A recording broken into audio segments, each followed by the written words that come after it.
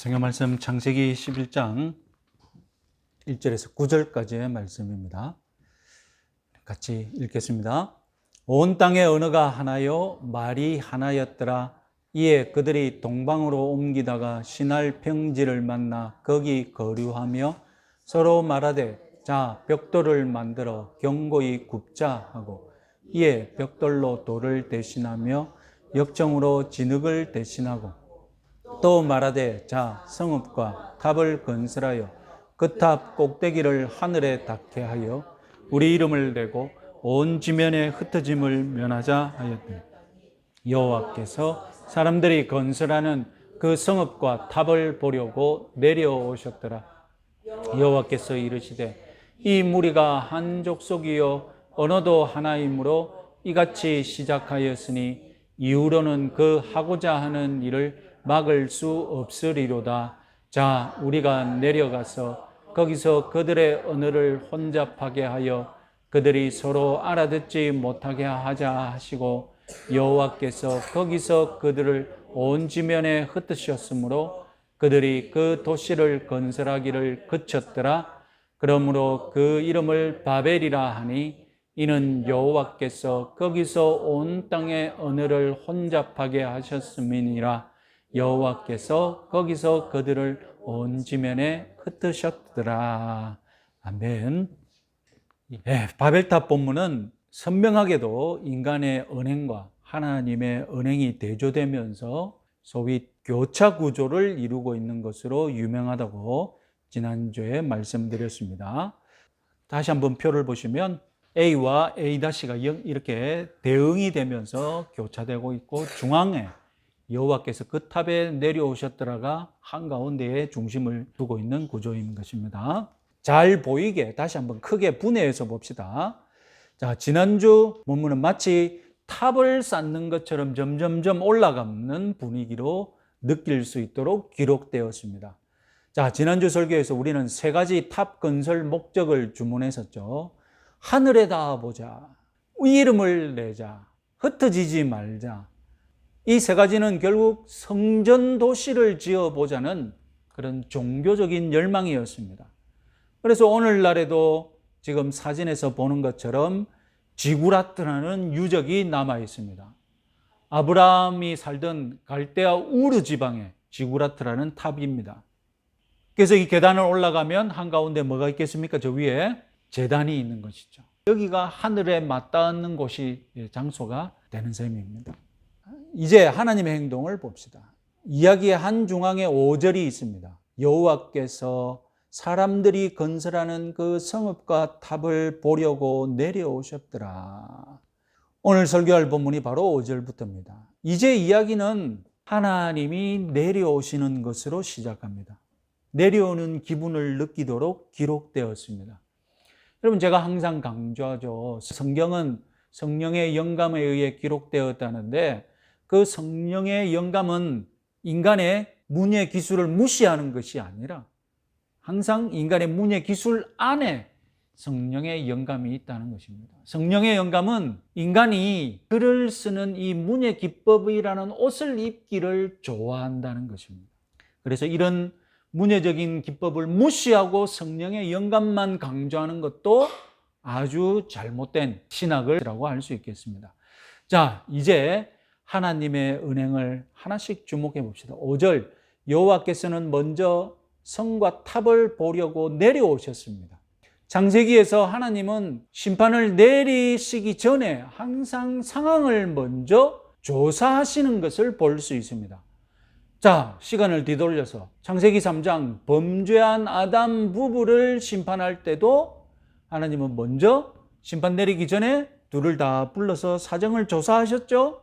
창세기 4장 아벨을 죽인 가인을 심판하실 때도 가인을 먼저 만나서 묻고 대화하고 사정을 먼저 파악하셨죠. 그리고 창세기 18장 소돔과 고모라 성을 심판할 때도 이번에는 조사 요원을 파견하셨죠. 파송하셨죠. 그래서 천사들이 사자로 보냄받았지 않습니까? 자, 이런 사전 조사는 하나님이 사건을 잘 몰라서 정보를 수집하는 그런 차원의 사전 조사가 아닙니다. 하나님은 바로 심판하지 않고 일부러 한 템포 지연시키면서 심판받을 대상들에게 기회를 제공하시는 것이죠. 심판을 한 템포 지연시키면서 우리 인간들이 끈을 되돌아보고 참회하고 회개하고 다시 시작할 수 있는 기회를 한 번 더 주시는 것이죠. 오늘도 하나님은 우리를 바로 책망하지 않으시고 한 템포 쉬고 한 템포 지연시키면서 우리가 우리 자신을 돌아볼 수 있게끔, 우리가 우리 자신을 반성할 수 있게끔 시간을 주고 계신 줄 여러분 믿으시기 바랍니다. 그러니 하나님이 이렇게 자꾸 시간을 허락하실 때에 우리는 빨리 결단하고 빨리 정리하고 빨리 돌이켜야 하는 줄 믿으시기 바랍니다. 자, 그러면 하나님이 보시려고 내려오셨다 이 표현, 사실상 하나님이 다 알고 다 아시는 분이시며 몰라서 내려오는 것도 아니라면 보시려고 내려오셨다 이 표현은 도대체 무슨 뜻이냐 생각해 보십시오. 하늘의 하나님이 천상에서는 바벨탑의 실상을 전혀 모르고 있고 무슨 일이 진행되고 있는지도 볼 수 없었다 그런 뜻이 아니지 않습니까? 볼 수 없어서 무슨 일이 벌어졌는데 하고 내려오서야 이런 일이 벌어졌구나 이런 뜻이 아니라는 것입니다. 그러면 무슨 뜻입니까? 먼저 사람들의 도전이 얼마나 하찮은 수준인지 조롱하는 표현입니다. 4절에서 사람들이 외쳤던 바가 무엇입니까? 사람들의 첫 번째 구호가 무엇이었습니까? 하늘에 닿자 하는 것 아닙니까? 하늘에 닿았으면 하나님 어떻게 하시겠습니까? 뭐가 이리 자꾸 찌르노? 뭐가 자꾸 이리 들어와? 뭐가 이리 자꾸 우리를 못 살게 해? 이렇게 반응이 나와야 되지 않겠습니까? 하늘에 닿았다라고 외치는데 어디 있는데? 하늘에 닿았다며. 도대체 어디 있냐? 하늘에 닿은 걸 버리고 내려와야 돼. 하늘에 닿았다는데 결국 하늘에 닿은 탑이라는 것은 허상이었던 것입니다. 하늘에 닿은 탑, 허상 없는 일이었던 것입니다. 물리적으로도 하늘에 닿는 탑을 쌓을 수 없었습니다. 지금도 여러분 전에 말씀드렸지 세계 최고로 높은 빌딩이 820m, 1km도 안 돼요. 1km도 안 돼. 물론 그것도 엄청난 일이지만 우리나라 대기업이 강남에 엄청난 빌딩을 짓겠다고 했다가 도저히 감당할 수 없어서 절반을 깎아가지고 낮은 빌딩 2개를 짓겠다는 걸로 바꿨지 않습니까? 물리적으로 하늘에 닿는 탑을 쌓을 수 없을 뿐더러 영적으로도 사람은 하늘에 닿는 탑을 쌓을 수가 없다는 사실 여러분 유념하시기 바랍니다. 우리는 이런 건물들, 이런 허무맹랑한 구호를 외치는 인물들을 조심해야 합니다. 여기서 예배하고 여기서 기도하면 여러분들의 기도가 하늘에 더 잘 닿는다. 여기서 기도하면 여러분들의 기도가 직통으로 간다. 이렇게 기도하는 기도원들이 많죠. 그래서 여기서 기도원에서 나는 물 마시면 더 엄청나게 좋아진다 하고 기도원장 소변도 좋다 하고 이런 광고하는 기도원들 다 바벨탑 같은 기도원들입니다. 여러분들 다 돈 뜯어내려고 사기치는 사람들인 거예요. 어디 그뿐입니까? 당신의 기도가 나를 통해 하늘에 더 빨리 닿을 수 있다. 이렇게 사기치는 목사들도 있죠. 다 사람이 만든 바벨탑 같은 적그리스도들입니다. 지난 시간에 말씀드렸죠. 우리가 하늘에 닿는 유일한 길 무엇입니까?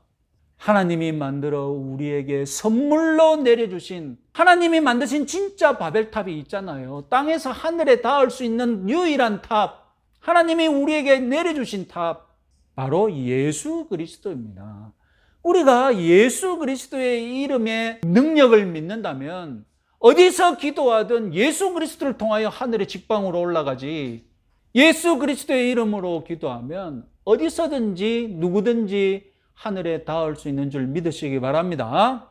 자, 본문으로 돌아와서요. 이제 6절부터 하나님은 바벨탑 건설을 역전시킵니다. 그리고 철저하게 인간의 건설 과정을 따라 하시는 듯 하지만 완전히 정반대의 결과를 도출하십니다. 그래서 문제는 사람들이 의사소통이 가능하기에 대규모 건축 프로젝트가 가능했다고 하나님은 진단하십니다. 수천 년 전에는 사람 수가 그래 많지 않았지 않습니까? 그런데 대규모 건축 프로젝트는 전부 요즘이야 다 기계로 하지만 그 옛날에는 다 사람 손으로 다 하는 거잖아요.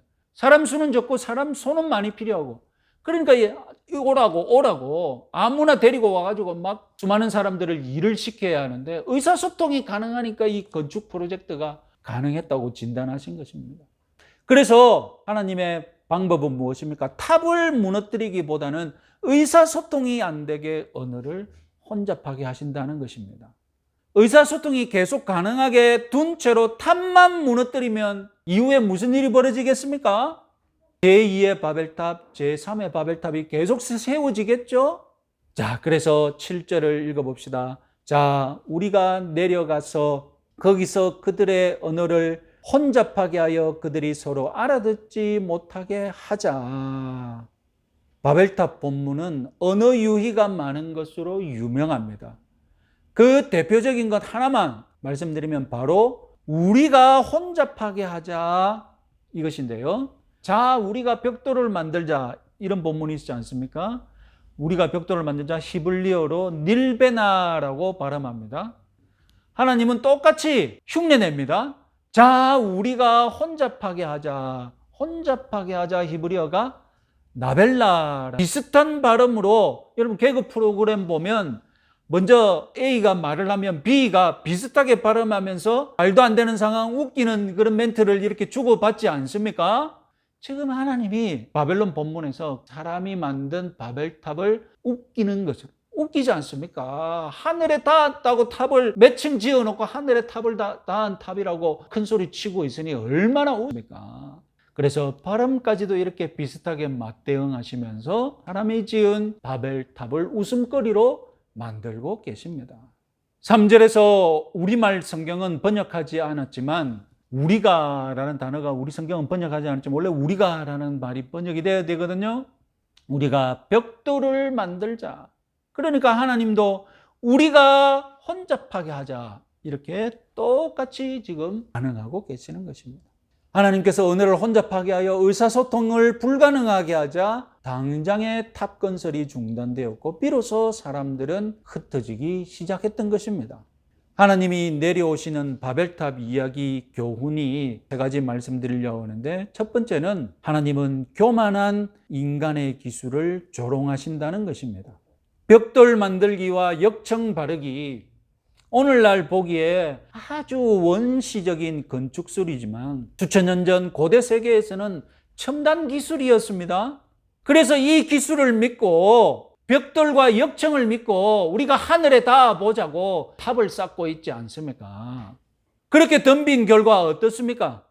좀 높이 올렸다고 해서 우리가 하늘에 닿았다면서 과장하는 그런 인간의 오만함과 어리석음을 지금 바벨탑 본문은 보여주고 있는 것입니다. 그런 오만함을 하나님은 부끄럽게 하시려고 웃음거리로 만드시려고 하나님은 일부러 내려오셨다. 이렇게 표현을 사용하셨던 것이고요. 하늘에 닿았다고? 하늘에 닿은 탑 어디 있노? 나한테는 안 보이는데. 찾아보려면 하나님이 내려오셔야 하는 이런 웃음거리 탑이 된 것입니다. 오늘날에도